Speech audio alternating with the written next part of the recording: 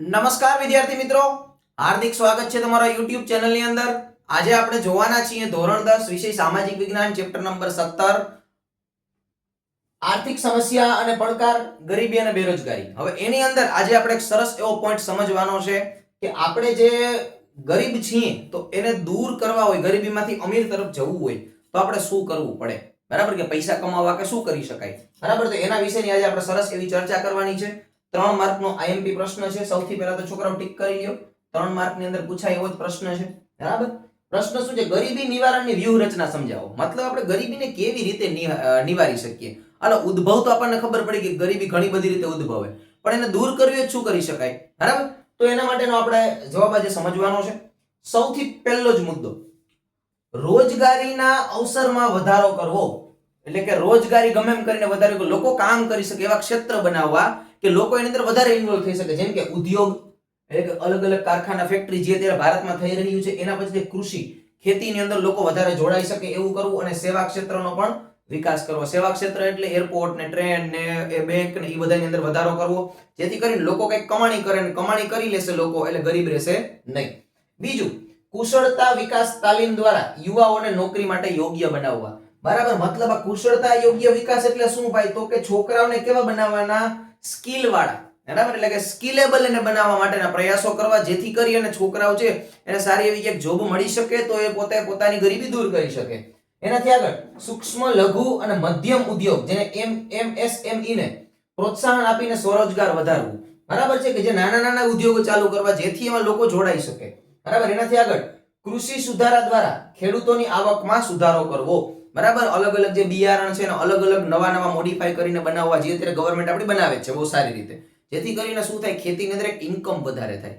Income વધારે થશે એટલે ખેડૂત છે ગરીબમાંથી કેવો થશે? ધીમે ધીમે અમીર થશે, બરાબર છે? એટલે એ ખાસ। એનાથી આગળ પાંચમું, સિંચાઈ સુવિધાઓનું વિસ્તરણ કરીને ખેતી ઉત્પાદનની ક્ષમતા વધારવી, એટલે કે વારંવાર ખેતીમાં પાણી આપી શકે એટલું પાણીની વ્યવસ્થા કરવી, ક્યાંકથી સિંચાઈ ઉપર ખાસ ફોકસ રાખવું।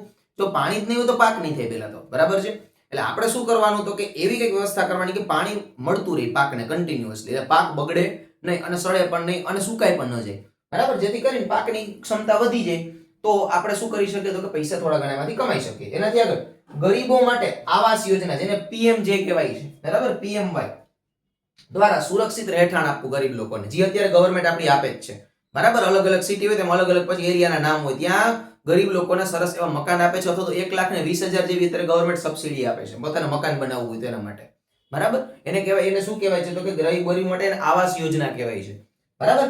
એનાથી આગળ સાતમું છે ખાદ્ય સુરક્ષા માટે સસ્તા અનાજની ઉપલબ્ધતા કરાવવી, જે અત્યારે ગવર્નમેન્ટ સસ્તું ની મફત આપે છે અત્યારે ગરીબી દૂર કરવા માટે થઈને। બાકી ગવર્નમેન્ટને આમાં ક્યાંય એવું નથી કે ભાઈ આમાં આપણે અનાજ છે મફત આપશું બધાને તો આપણે કંઈક કરી લેવું, એવું કઈ નથી।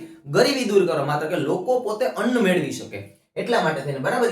એનું નામ શું છે? NFSA આ યોજનાનું નામ। એનાથી આગળ સ્વાસ્થ્યની સેવાઓ સસ્તી અને સરળતાથી ઉપલબ્ધ કરાવવી, બરાબર છે? સ્વાસ્થ્યની સેવા એટલે લોકો હોસ્પિટલે જાય તો સસ્તી અને દવાઓ મળી રહે એવું કંઈક કરવાનું હતું। એના માટે પણ છે પ્રધાનમંત્રી મેડિકલ યોજના, બરાબર? કે જેમાં પ્રધાનમંત્રી ઓલી મેડિકલ છે એની અંદર કોઈ પણ દવા ગામમાં 100 રૂપિયાની મળતી હતી, ઈ દવા ત્યાં 30 રૂપિયા મળી જાય, 30 થી 40 રૂપિયા, મતલબ 10% એ તમને મળે, ભાવ ટુ ભાવ દવાઓ મળે, ભાવ ટુ ભાવ એનાથી પણ ડિસ્કાઉન્ટમાં મળે છે, બરાબર? એટલે સ્વાસ્થ્ય અત્યારે કેવું થઈ ગયું છે? એવરેજ જોઈએ તો સસ્તું થઈ ગયું છે, બરાબર? તો ઈ કરવાની વ્યવસ્થા કરવી જે ગવર્નમેન્ટે કર્યું છે। એનાથી આગળ શિક્ષણની અંદર સમાનતા અને દરેક માટે ગુણવત્તાયુક્ત શિક્ષણ બનાવવું, જે પણ આપણે ભારતમાં છે ઓલરેડી, થોડું ઘણું ક્યાંક પ્રોબ્લેમ છે પણ વાંધો નથી, એવરેજ બધા ભણી લઈએ તો એને કામકાજ મળી રહે એટલું તો શિક્ષણ આપણે અહીંયા આરામથી મળી રહે છે, બરાબર? એનાથી આગળ મહિલા સશક્તિકરણ માટે સ્વમદદ સમૂહ અને નાણાકીય સ્વતંત્રતા, મહિલા સશક્તિકરણ ઉપર ખાસ ફોકસ કરવાનું, જેથી સ્ત્રીઓ પણ વર્ક કરી શકે, બરાબર? ખાલી પુરુષો જ નહીં, સ્ત્રીઓ પણ એની હારોહાર સક્ષમ થઈને વર્ક કરી શકે, 50% કામ કરી શકવા જોઈએ એવું બનાવવાનું। એનાથી આગળ આર્થિક સહાય અને સબસિડી દ્વારા ગરીબોની મદદ કરવી, જે અત્યારે ગવર્નમેન્ટ કરે છે। તમે સિલિન્ડર લ્યો છો અત્યારે તો સિલિન્ડરમાં પણ સબસિડી આવે છે, સોલાર લ્યો તો સોલારમાં સબસિડી આવે છે, બરાબર? તમે કોઈ બાઇક લ્યો છો તો બાઇકમાં સબસિડી આવે છે વિદ્યાર્થીઓને, એટલે આના દ્વારા ગવર્નમેન્ટ શું કરે છે? બધાને સહાય આપે છે, બરાબર? એનાથી આગળ બેન્કિંગ સુવિધાઓનો વિસ્તાર વધારવો, જેથી જનધન યોજના દ્વારા લોકો નાણાકીય રીતે જોડાય, લોકોને બેંક વિશે ખબર પડે, પછી ગવર્નમેન્ટ ડાયરેક્ટ પૈસા નાખી શકે કે ભ્રષ્ટાચાર ન થાય, બરાબર? તો આના ઉપર ખાસ ફોકસ રાખવાનું, એટલે એ પણ ગવર્નમેન્ટ અત્યારે કરે છે। એનાથી આગળ જન આરોગ્ય યોજનાઓ, જેમ કે આયુષ્યમાન ભારત થી ગરીબોની સારવાર ખર્ચમાં ઘટાડો થવો, જે અત્યારે છે આયુષ્યમાન કાર્ડ આવે છે ને આટલું, બરાબર. એમાં શું થાય છે, કોઈ બી હોસ્પિટલમાં તમે જાઓ છો, કોઈ પણ ગરીબ વ્યક્તિ જાય છે તો એને શું થાય છે તો કે મફતમાં ઈલાજ થઈ જાય છે, અને સામે હોસ્પિટલ છે, સામે ટિકિટના પૈસા આપે છે. તમે પૈસા આલ્યો, તમે ઘરે પણ પહોંચી શકો છો આ પૈસાથી, બરાબર. એટલે એવું આયુષ્યમાન કાર્ડ સરસ એવું અત્યારે ગવર્મેન્ટે બનાવ્યું છે કે જેની અંદર ફ્રી ઓફ કોસ્ટ આપણે શું કરી શકીએ છીએ તો કે એની અંદર સેવાઓ લઈ શકીએ છીએ. બસ એ માત્ર કઢાવવા જવાનું હોય છે, બરાબર. જે હોસ્પિટલમાંથી નીકળી જાય છે, એના માટે કોઈ બીજે કઈ ધક્કા ખાવાની બી જરૂર નથી. તમારે ઇન્સ્ટન્ટ 5 મિનિટમાં નીકળી જાય છે અત્યારે તો, બરાબર. આટલી ફાસ્ટ સેવાઓ છે, બરાબર. તો આ બધી સેવાઓનો આપણે લાભ લેવો જોઈએ જેથી કરીને આપણે ગરીબ ન રહી શકીએ, બરાબર છે. અને આ તો હજી બહુ ઓછા મુદ્દા છે.